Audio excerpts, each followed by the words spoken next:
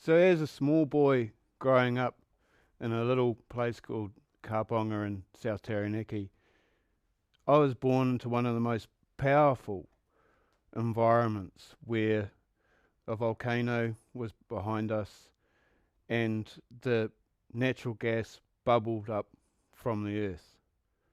This was our first farm. This farm was the first time my family had ever farmed. And it was just an amazing, new, terrifying experience.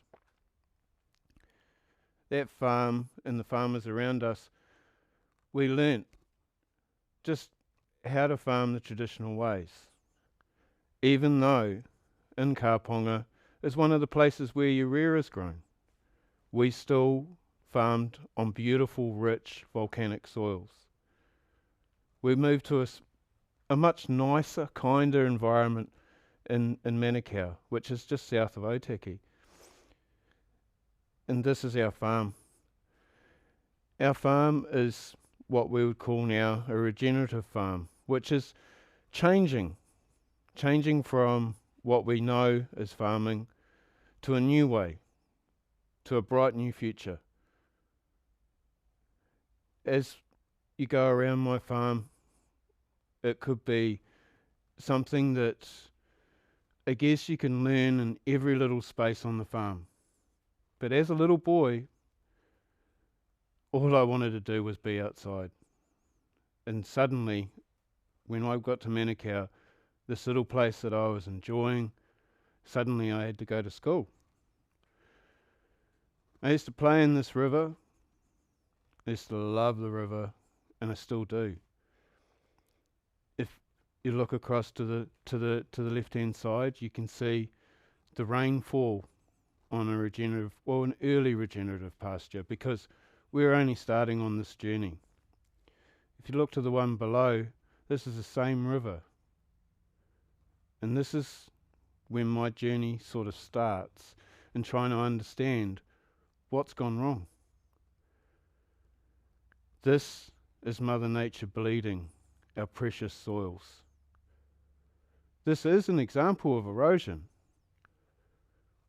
and it's something that we can do a lot to mitigate and fix. But across every paddock, across every hillside, across every bit of cropland, we're losing 192 million tonnes of soil into our waterways, into our lakes. We've got to change.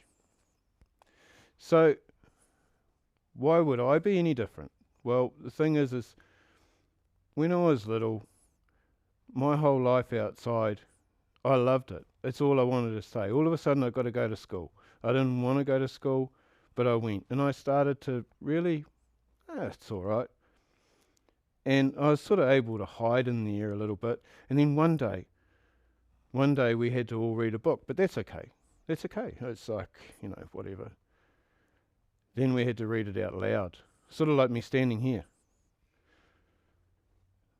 Well, all of those words, I like little bits of them, but I couldn't piece them together for the whole story. I was terrified, I was embarrassed, I was ashamed. And even when I went to the next school, I still couldn't read. My first report came back, and I was extremely good at metalwork and music, which Dad happily proclaimed I'd probably going to be the world's expert on making tin whistles.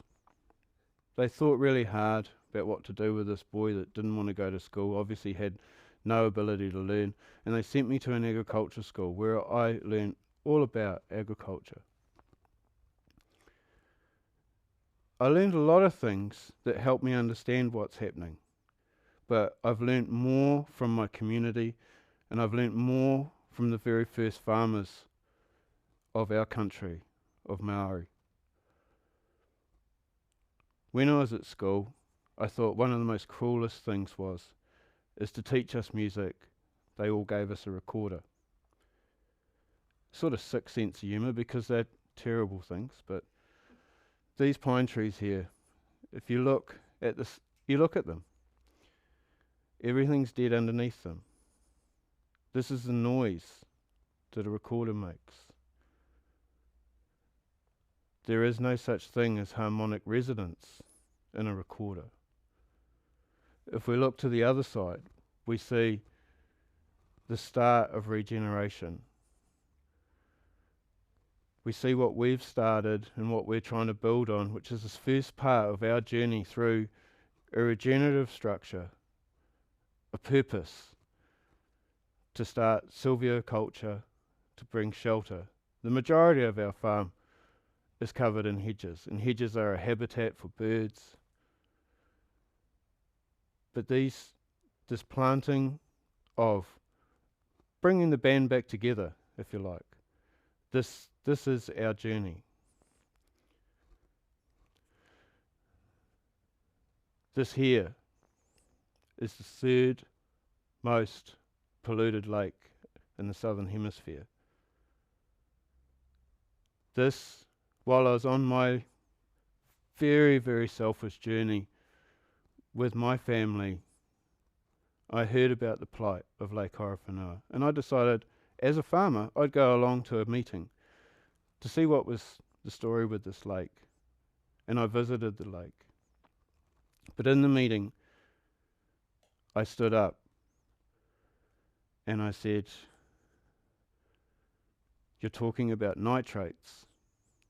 The problem is phosphates, and the problem is our soil. The problem is our carbon, the scaffold of the soil is flowing off our vegetable lands, our farmlands, our hillsides that are all covered in recorders.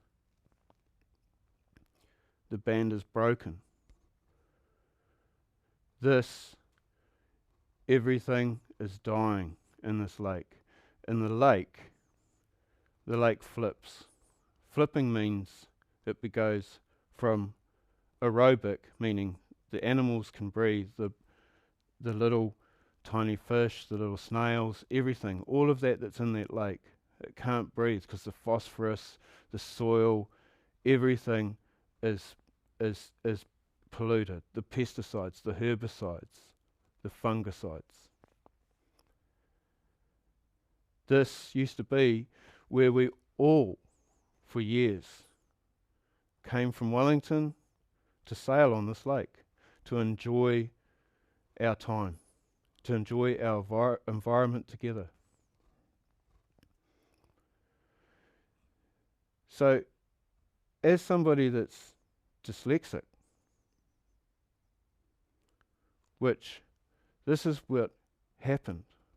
Here I was at school, and somebody identified, it's not that you're defective, it's not that you don't want to learn, it's not that you're broken somewhere, it's just that you think differently. So I can fit the pieces together. Here is an example of our farm. Here is my grazing herd. Below is what we are trying to aim to be, because we have tried to learn regeneration of soil through our gardening, which these soils in the middle, the one at the top as you go down, the one at the top, this is exactly the same soil. Okay? This is Kuatea silt loam. The one at the top is what our vegetables come from. When it rains, the water just sits on top. It also flows off, and it takes the valuable soil, it takes all of the expensive fertilizer, and it puts it in our lake. This soil in the middle is just from grazing only, with maybe the cows provide, as Alan spoke about, with holistic grazing. You can certainly do a lot. There's roots in there, there's the start of the scaffolding that's coming in there. But to actually really turn to black earth, to the dark earth, to the things where we can store carbon, where we can grow food that is our medicine, which is our sustenance. That's the earth. That's the same exact soil. And that comes from the breakdown of what we grow above and the action of the animal's biome and all of the band singing in harmony. To the right hand side of the slide, here is grazing residue a few days apart as it comes back, as it regenerates. On our farm, we're aiming to produce nuts from our hedge, what will be our hedgerows or our silvopasture. Obviously we can produce eggs and with fruit, and these things all add to the diversity. In fact, there's 1 trillion different species that we've identified so far. There's 80,000 edibles and we only farm 134. So the more different things that we eat, the more different things that we'll grow, the more different things that also, out of that 1 trillion, is what we'll wear. Mother Nature, as she bleeds, her body we have ruined, but she can regenerate. We have 1,300 mils of rainfall in New Zealand. We're a little bit different to what Alan Savoy had to encompass. Our problem is our soil washes off. It can blow a little bit to the side and all that sort of thing, but the main thing is our soil is washing away. A productive wetland is different to just a wetland. A productive wetland is something where we use flax, bamboos, jute. In Bangladesh, jute is a huge thing. Jute's coming back. Jute's the new fibre. For us, our native flax is very special. It's as special as our wool once was. Those light feet on our hillside, our fibre was sustaining our hills. Our meadowlands on our hills, our robust wetlands that would be full of all sorts of different things that we could grow. Above all, the main thing that we need is a hell of a lot of people doing all sorts of different things. This is our so far version of abundance. This is something that it sings. It's what sustains me. No matter how much I look at that lake and it hurts, I know that we can get to this. I know that no one really wants to farm like that. No one is happy with that. And it can't sustain. We've got better at doing the bad things. But we certainly want better.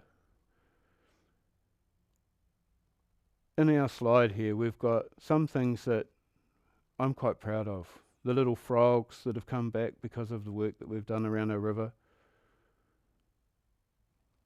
The things that we've planted, they're probably not going to be, some of them aren't going to be something that we're going to see in our lifetime, but the next generations will. A lot of the things we are going to see, and a lot of crops that we are intending to grow, and the things that we want to sort of focus on a little bit before I leave you today. One of the leading causes of death in the world is heart disease. And who'd have thought a simple hedgerow, the hawthorn, could be such a thing that it would be a miracle medicine. All food, if it's grown in a rich carbon environment, in a highly diverse thing, is medicine. But this little fella here, he's amazing. He repairs your heart. He keeps you here to help repair what we've done. And if you go back to my soil, and you look, what could you do? I'm sure you could do everything that I'm doing. I'm sure you could do this at home. I'm sure you could do it and enjoy all the things that I'm enjoying, all the things that my family's enjoying. And I'm sure that you could actually come and enjoy my farm or anybody's farm if we do this. One of the things that you play on a recorder is 3 blind mice. And I think that's where we're stuck. And I want us to get unstuck. Because we don't need to be 3 blind mice. We don't need to be the same. Diversity. We have to be tolerant of new ideas. These are amazing ideas. We need to be free. But above all, the message I want to make sure that you understand from me is I am sure that Dark Earth, studying what were the old ways, the first people of this country, the first people of any culture that's persisted into a permanent culture, they were actually better off before we came along with this modern idea of agriculture. It has no permanence. Regenerative agriculture is only a stepping stone. It's the fun part. It's the fun part of learning. We may be anxious about it. Anxiety is a good thing. Anxiety means that you're trying, just like I have tried here today. Anxiety means that we are pushing our limits. And we need to push our limits in New Zealand because we have got one of the most amazing growing countries in the world. And those, I hope, are the pieces that you can put together and you can get the most out of regenerative agriculture. Thank you.